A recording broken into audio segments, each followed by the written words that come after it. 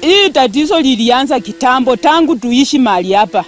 Tumelilia serikali ikakuja ikatuundia daiki.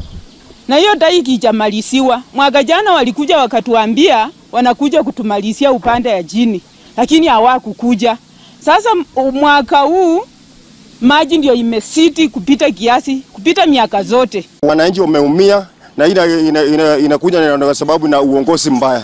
Kwa sababu hii shida imekuwa kila wakati. Lakini ombi langu ni kwa serikali itafute suluhisho ambayo inaweza kutusaidia ili pia sisi tukajisikie huru kama wana Kenya. Vile tunaona viongozi wengine wanakisaidia kule Budalangi wakienda kule Nyando, tungelipenda pia kuona viongozi wale tuliowachagua wenye wako kwa serikali na wale wako kwa serikali ya kaunti waje hapo mashinani waweze kusikiliza hawa kinanga mama na hawa wazee waelekeze. Hatutaki kupoteza watoto wetu, hatutaki kupoteza wananchi wetu. Kama hapa kuna shule, watoto wameenda shule asubuhi, sasa hivi maji yamejaa, watapitia wapi wakirudi? Haya, vizima vya hapa ni vizima za mkono hizi.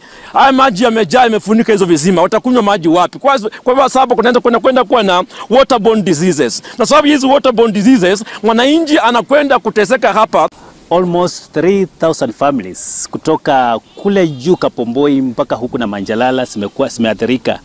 As a county government, the first thing ambayo tunafanya through our structures ya administration, tuna vacate watu kutoka kwa manyumba zao waende safe places.